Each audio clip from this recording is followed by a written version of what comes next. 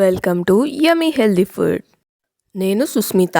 Food రెసిపీస్ని healthy ట్విస్ట్తో cook చేయడం నా passion. ఈ క్రీమీ షుగర్ ఫ్రీ డిజర్ట్ చూస్తే వెంటనే తినాలనిపిస్తుందా? అయితే వెంటనే ట్రై చేయండి. చాలా ఈజీ అండ్ హెల్దీ కూడా. పన్నీర్ ఇంకా కొన్ని నట్స్ వేసి ఈ హెల్దీ డిజర్ట్ని చేశాను. క్రీమీగా చాలా టేస్టీగా ఉంటుంది. ముందుగా హాఫ్ కప్ బాదం పప్పుని ఇంకా హాఫ్ కప్ జీడిపప్పుని ఈక్వల్ క్వాంటిటీస్లో తీసుకోవాలి.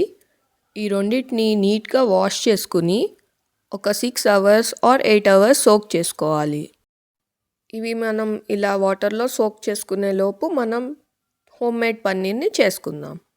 హోమ్మేడ్ పన్నీర్ కోసం 1 లీటర్ మిల్క్ని బాయిల్ చేసి అందులో లెమన్ జ్యూస్ యాడ్ చేయాలి. లెమన్ జ్యూస్ యాడ్ చేసిన వెంటనే పాలు విరగటం నెమ్మదిగా స్టార్ట్ అవుతుంది. పాలు కంప్లీట్గా విరిగే వరకు ఇలా స్టిర్ చేసుకుంటూ ఉండాలి. ఇలా ట్రాన్స్పరెంట్ కలర్లో వాటర్ లాగా కనిపించినాక మీరు స్టవ్ ఆఫ్ చేసుకోవచ్చు.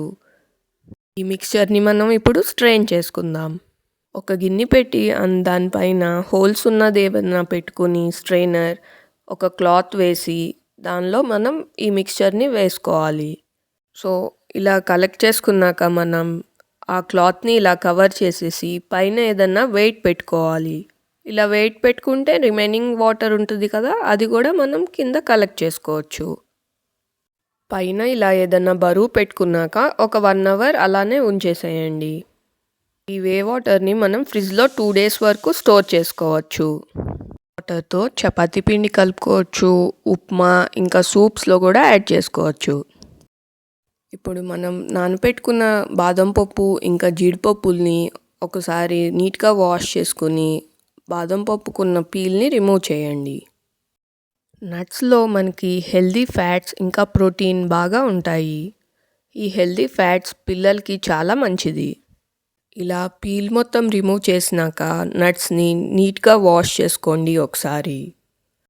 ఈ వాష్ చేసుకున్న నట్స్ని ఒక బ్లెండర్ జార్లో యాడ్ చేసుకుని చిటికెడు కుంకుమ పువ్వు ఉంది కదా, ఇది తీసుకుంటే మంచి ఫ్లేవర్ వస్తుంది.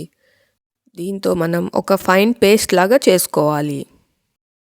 ఒకసారి పల్స్ చేసుకున్నాక కొంచెం పాలు యాడ్ చేసుకోవాలి. కప్ పాలుని 2 టైమ్స్ యాడ్ చేసుకుందాం. ఈ మిక్స్చర్ని మనం స్మూత్ పేస్ట్ అయ్యే వరకు బ్లెండ్ చేసుకోవాలి. ఇప్పుడు మనం స్వీట్నెస్ కోసం షుగర్ ఇంకా జాగరీ కాకుండా మనం హనీ యాడ్ చేసుకుందాం. నేను తీసుకున్న క్వాంటిటీకి 2 టేబుల్ స్పూన్స్ హనీ వరకు యూస్ చేశాను.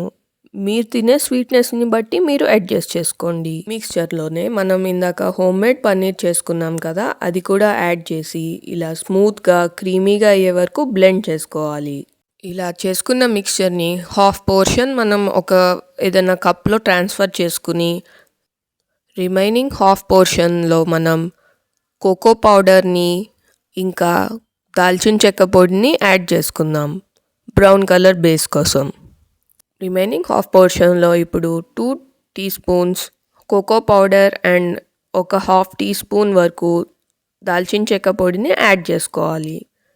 స్మూత్గా బ్లెండ్ చేసుకున్నాక ఇప్పుడు మనం ఒక గ్లాస్ జార్లో లేయర్ లాగా వేసుకుందాం.